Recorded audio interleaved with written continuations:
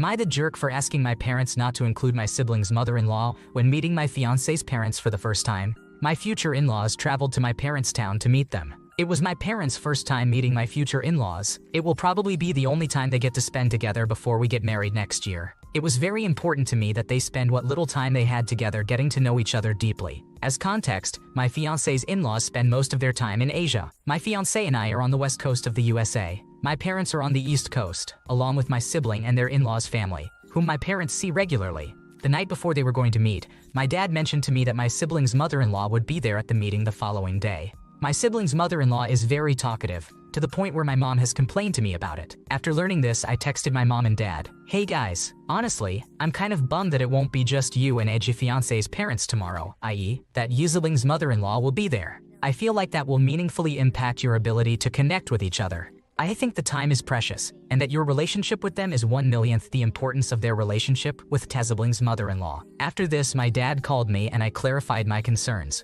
If they all hung out together, my sibling's mother-in-law would very likely take up all the space in the conversation, leaving little room for my parents and my future in-laws to get to know each other. I asked my dad to ensure that they spend the duration of their time by themselves to avoid this outcome. I sent a text message to my mom and dad again clarifying this request. "Thanks guys. Sounds like a great plan to meet them at mom's house. Then just you and fiancé's parents will go for a little walk, maybe on the river or around town.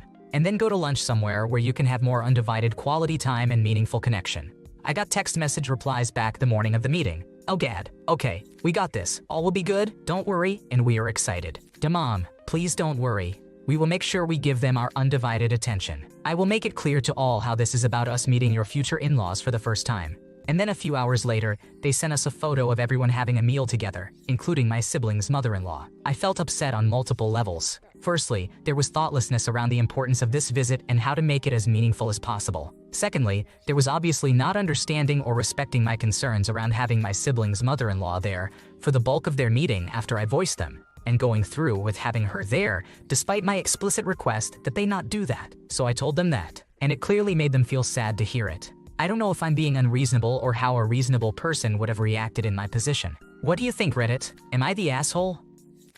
It's understandable to be upset when an agreement is breached, especially when the goal was for your future in-laws and parents to get to know each other and start blending as a family. It's harder to have control over activities if you're not there, but that doesn't make anyone a jerk necessarily. It sounds like people might have a hard time saying no to this woman. Hopefully, this situation won't ruin the mood of this otherwise beautiful encounter. Am I the jerk for agreeing to carry my cousin's stuff but not my mom or sister's stuff? I, a 15-year-old female, was born disabled and have been using a manual wheelchair for the last 7 or 8 years. I get tired really easily, so usually I am getting pushed around. This means that I am the one expected to hold people's stuff without question. My immediate family all just drops their stuff in my lap and tells me to hold it. It's really annoying, especially because that can mean holding multiple jackets or bags sometimes, which are heavy, or having clothes thrown on me if going shopping. I've asked them to stop and that I don't want to hold their stuff, but they always tell me that since they are doing the work of pushing me everywhere, I owe them that. It takes the fun out of going out, so I usually just try to stay at home and not go with them if I can avoid it. Recently, we had some extended family come to visit.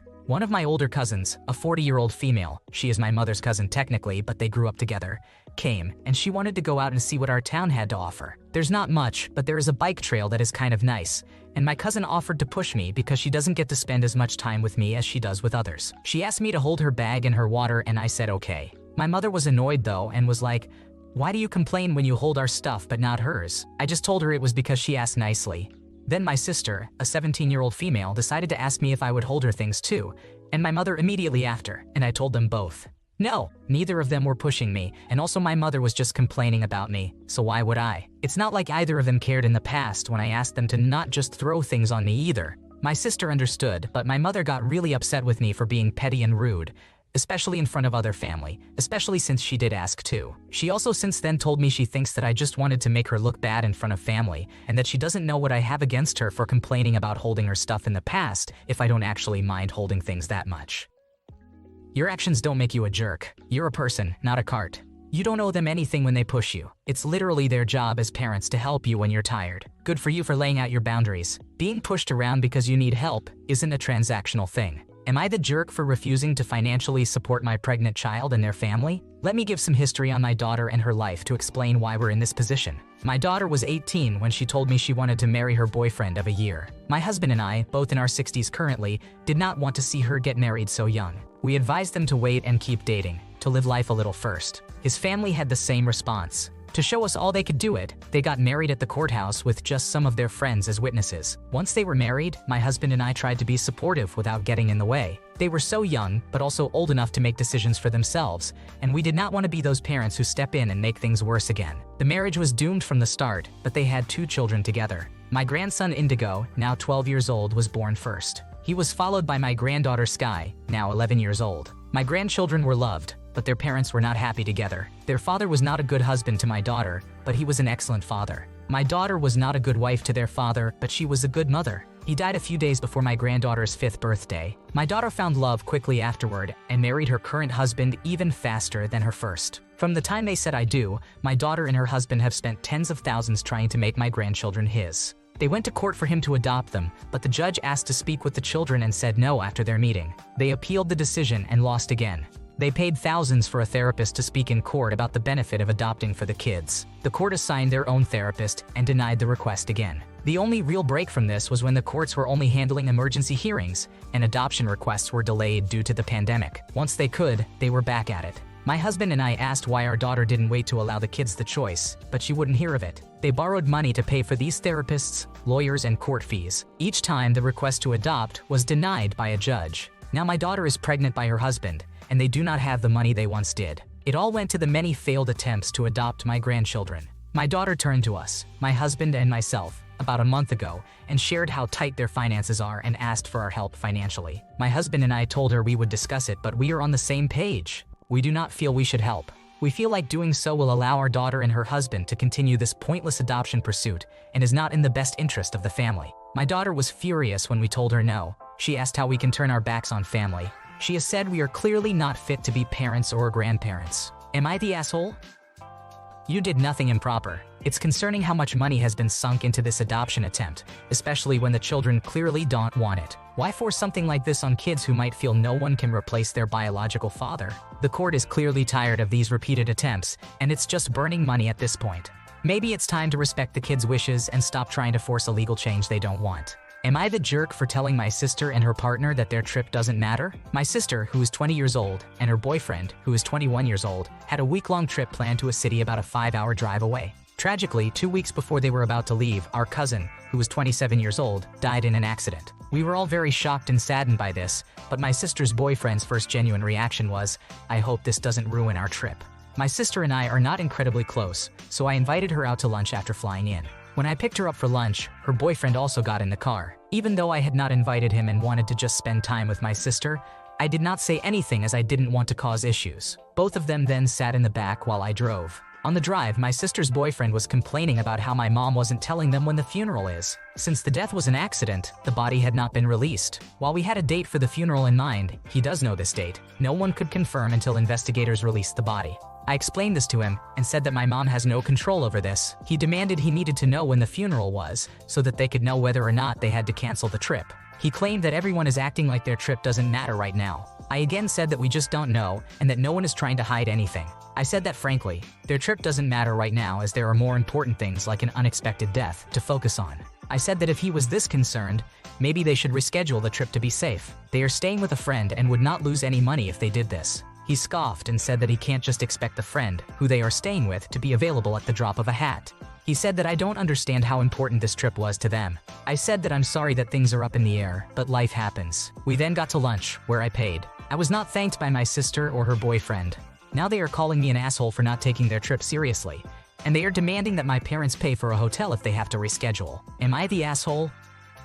You are not to blame. The boyfriend is a jerk for griping about the funeral and inconveniences. Your sister should have set him straight in no uncertain terms. Your parents should only pay for them to fly somewhere far away until they learn some manners. Am I the jerk for telling my sibling it's weird? They expect me to be invested in stuff that happened when I was a literal infant? I, a 19-year-old female, was a very big surprise and a late arrival to my family. My father had 5 children before me, and my mother had 4. My father's oldest child was from his first marriage. He was divorced and married my mother when his ex-wife died. Their daughter was approximately 5 years old. There was a significant conflict between my parents and his ex-wife's family because they did not acknowledge my mother as a family member to his oldest child. They were very clear that my mother was never going to be my half-sister's mother. My parents hated that and attempted to sever contact, but her grandparents took them to court. They secured the right to see her a few times a year, though it was just her and not the rest of the family. My parents had my 4 older siblings together, and they remember our half-sister well. I was born when my half-sister was 17. When she turned 18, she moved out and chose to live with someone in her maternal family. Apparently, there was an incident where her grandparents and some of her mother's siblings gloated that my parents failed to make her a part of our family. They said my mother never deserved to be a part of raising her,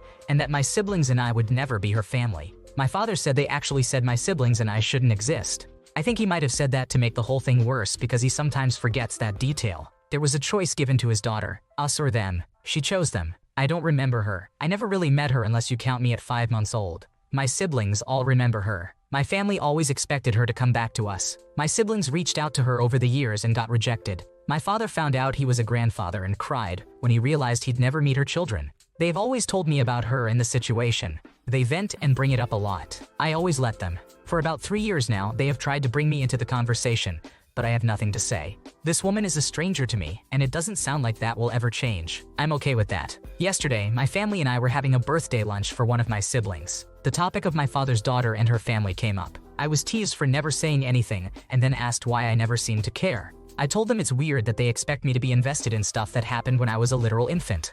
My family told me that it was an unfair take, and I should be kinder when I know they're hurting and missing her. Am I the asshole?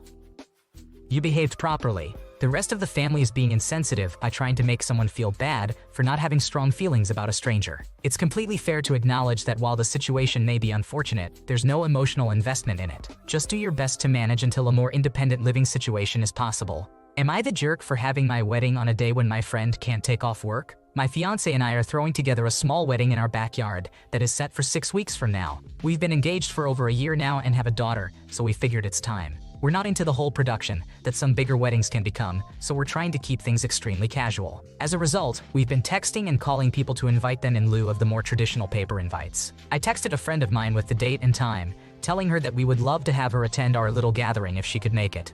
Her reply really sent me for a loop. She responded very upset that the wedding was so close and that she didn't have time to prepare for it. On top of that, I scheduled the wedding on a day that she works at the county fair. She then went on to say that my decision was rushed, and I should be giving my guests as much time as possible to get ready for the wedding. I didn't want to make her feel bad about not being able to make it, so I told her I understood it was a busy time for her and not to worry. She then replied saying I was being dismissive and questioned if we were truly friends because I didn't think to check the fair dates before setting the date for my wedding. She went on about how she wanted to be involved in the planning and that it felt like a slap in the face that she wasn't being involved. I responded by apologizing that I hadn't checked the dates because I thought that I knew them, and then questioned why she couldn't take the day off if it was so important to her that she be there. Apparently, she'd be fired if she did because she's the only cook available for the whole week of the fair. 6 weeks isn't enough time to find someone to cover one shift. Fair enough. She responds to my apology by saying that it's not a little mistake and that I should have asked her when she'd be available. She also asked why she hadn't been notified sooner. I've tried to tell her that it's just a small casual affair and that my fiancé and I are the only ones involved in the planning.